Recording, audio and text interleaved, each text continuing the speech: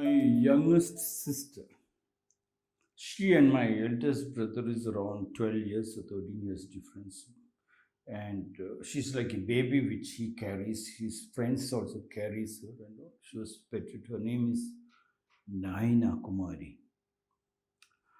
One day when she was in the college, she came crying to the house.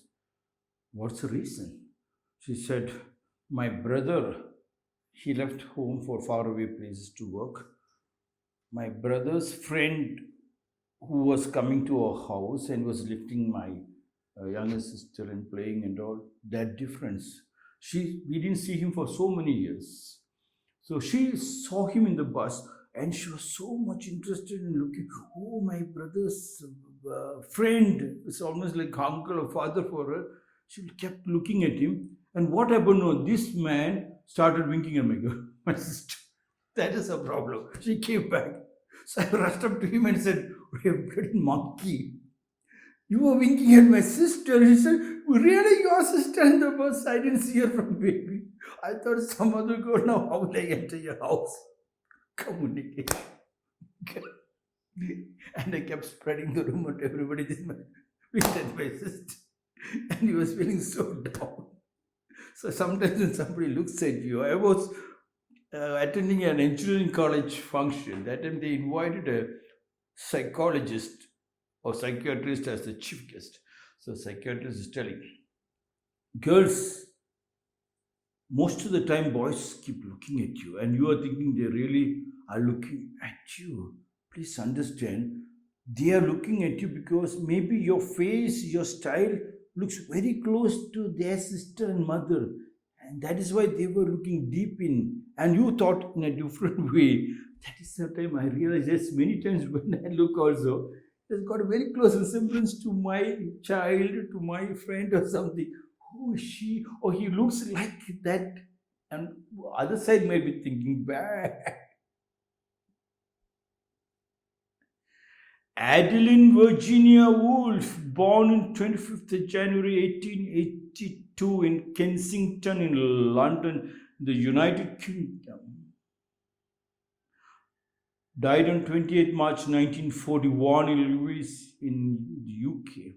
Was an English writer, considered one of the most important modernist 20th century authors, and a pioneer in the use of stream of consciousness as a narrative device.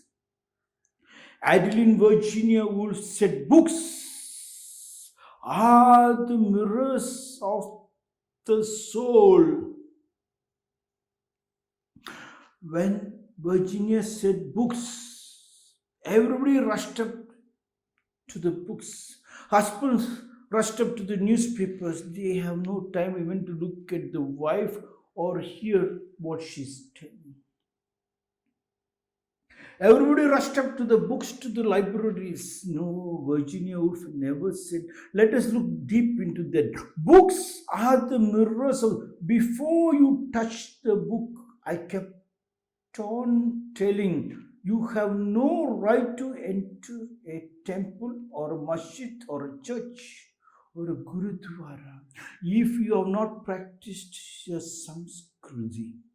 No temple or gurudwara or masjid has got right to even function if they have not run their temple, masjid, church, gurudwara with solar lights, and they have collected the rainwater harvesting. And they put up a board telling this is the amount of rainwater we have collected and we use in the church, in the temple, in the masjid, and the gurudwara, and other place only with this water. And the lights which is burning over here are the solar. Nobody has got a right to go to the temple if they are not practiced their Sanskriti. Virginia Woolf said, books are the mirrors of the soul. Books means your parents are the mirrors. If you come back from your school, from your college, from your office, if you don't rush up to your mother and your father and grandfather and grandmother and sit next to them, you don't have to do anything. They are deep in love with you. Only jnana, pure, organic gold-plated, loving song, the truth they transfer to you free of cost. That is the first book you must try to understand. Such beauty is the book. If you have understood that book, then you touch any book. You do not have to read the total book like Pandit Jawaharlal Nehru said. It seems he never read the total book. Just looking at the contents of the book, he understood the whole book. Such is the power of your intimate relationship. What Jidaguru Krishnamurti said, when one loses the deep intimate relationship with the nature, then temples, masjid, churches becomes important. It's not that temples, masjid, churches are bad.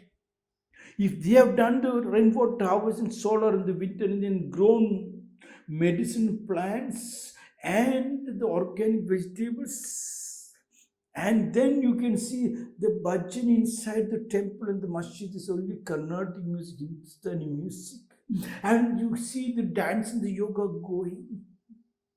That is the greatest puja, greatest arati. No other arati as powerful as the Samskriti, which you can enjoy right inside the temple and the masjid and the church.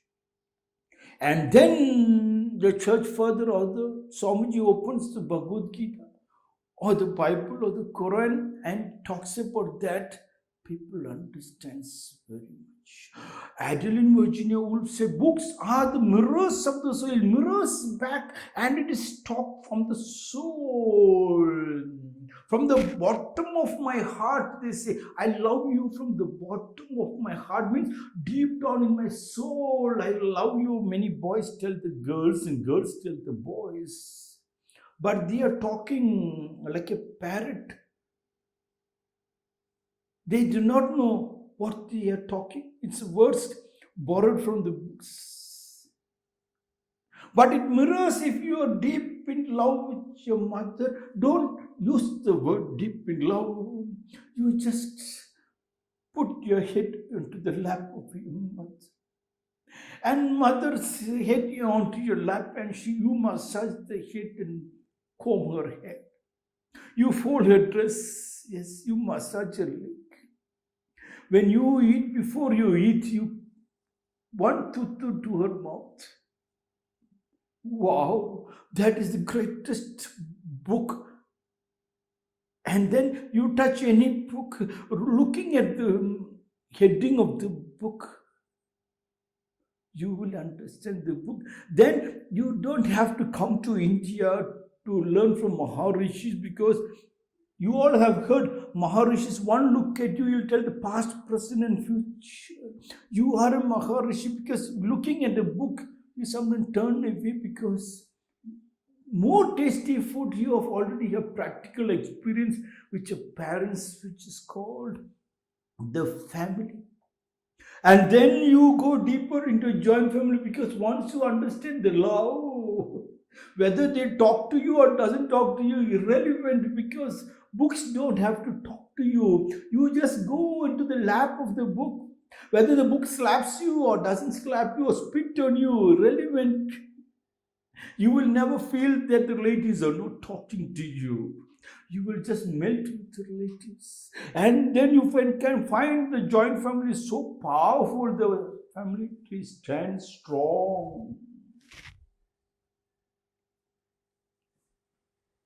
One joke.